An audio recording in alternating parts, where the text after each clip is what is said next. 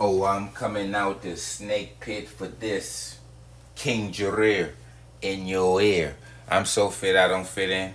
And this is the Chaos Edition, not the Cave Edition. Now this may ruffle some feathers and shake up some caves. Let's get right into it. Remember, you only got two types of people: snake people and bird people. The civilizations, the desert dwellers, milk drinkers, caves. Those just teams bird. Team goat. Team dog. But let's get right into it. Let's do some reading. The Chaos Edition. Let's do some reading. The Chaos Edition. Because they're trying to do a cover up over there in the Horn of Africa. Like they wasn't enslave us.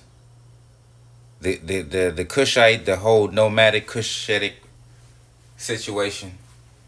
Those are enslavers. Children of Noah out of the Bible. You're not from Africa, you're from the Bible. Noah's from Mesopotamia.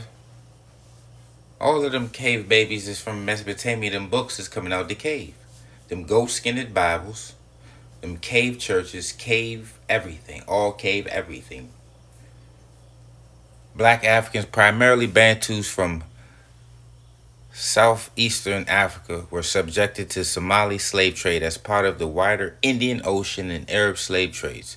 Kidnapped from their homes in modern-day Tanzania, Mozambique, and Malawi, tens of thousands of Bantus were sold to Somali slave traders and forced to work on plantations in southern Somalia during the 18th and 19th century.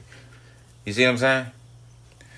This distinct from ethnic Somalis, descendants of these enslaved Bantus are known as Somali Bantus and are ethnically and culturally distinct from the Cushitic-speaking ethnic Somalis who traditionally lived as nomadic herders. Traditionally lived as nomadic herders. That means they settled. So that when they say they've been living for thousands of years, that means prior to then, they was nomading and wandering around looking for somewhere to settle. Look what it says: ongoing marginalization. Ongoing marginalization. You see what I'm saying? Let's run the gauntlet. See, this is what we find out about this Nilotic milk drinking connection with this Cushitic milk drinking connection. Remember, both of them are milk drinkers genetically, and both are ectomorph nomadic pastorals. Key difference between the enslavement of Bantus and Nilos. Enslaved Bantus face harsh and brutal labor on plantations, and it says for Nilos, it says very based on their position within a Somali family or clan. It says within, so it means they're part of this shit. Look, legacy. Descendants remain a marginalized minority with a distinct identity, largely assimilated into Somali society over generations. Let's run the gauntlet. Bantu situation. Enslaved Bantus captured in Southeast Africa, captured locally during wars and raids in the Horn of Africa. Status: subjected to a system of long-term transoceanic slavery. Enslaved via local raiding, though some were also absorbed through a patron-client system. Perception. Look, consider Jareer's racial outsiders. Racial outsiders on the perception game. Look at that. Extra social segregation. Look what it say for the Nilos. Not viewed as racially different. The Nilotes was not viewed as racially different from the Cushitic enslaver, which offered them a pathway into assimilation. In assimilation, I really can't see it because the check right there. But let's finish running the gauntlet. So remember why they want to focus on the transatlantic slave trade, their pale brothers, than what their pale brothers has done. We got to focus on the oceanic slave trade, what these dark-skinned Caucasians are doing and have done, and they are invaders and enslavers of today, claiming the mixed game. When they're not mixed, you are dark-skinned Caucasians. You are invaders and enslavers. Natufians and shit. Levanites. Persians. The Somali slave trade, a part of the larger Indian Ocean slave trade. So look at the Indian Ocean slave trade involved the enslavement of large numbers of Bantu people and, a lesser extent, Nilotic peoples.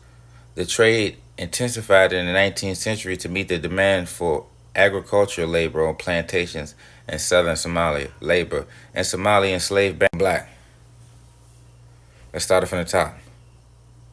The Somali slave trade, a part of the larger Indian Ocean slave trade, involved the enslavement of large numbers of Bantu people and, to a lesser extent, Nilotic people.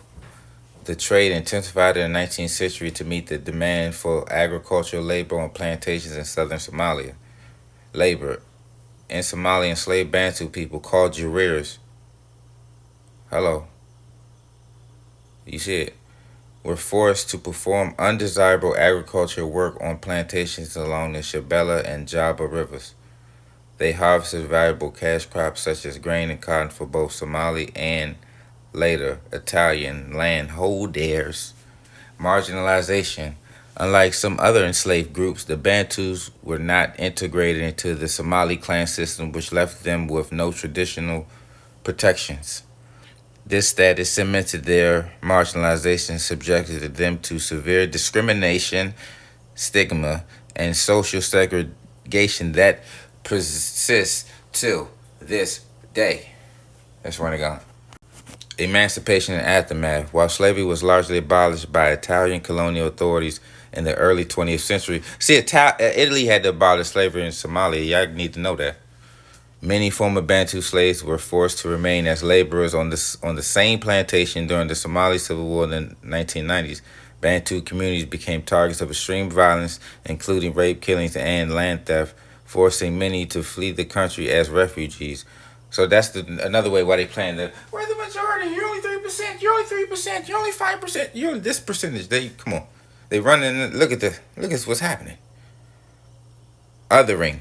The term Jarir is still used as a derogatory reference to those with ancestral ties to enslaved populations, underscoring their otherness from mainstream Somali society.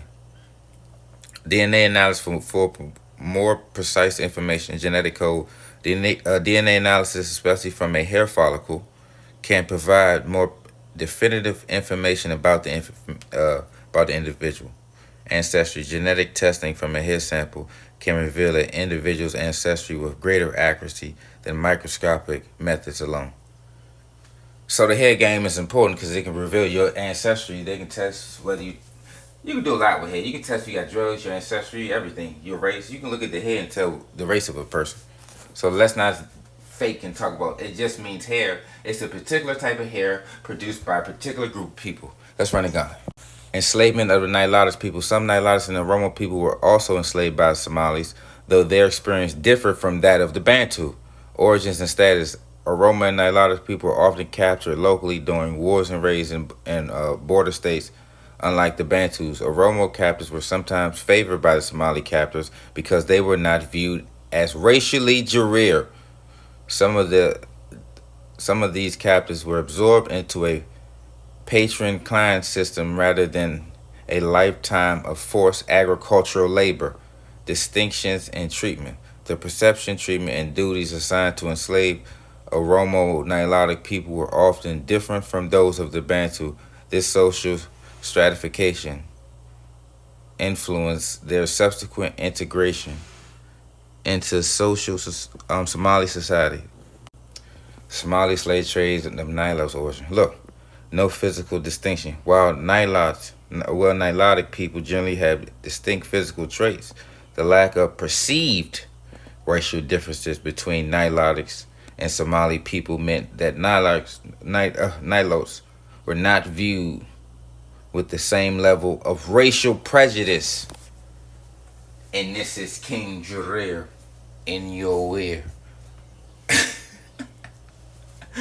Different treatment. The perception and treatment of these enslaved people differs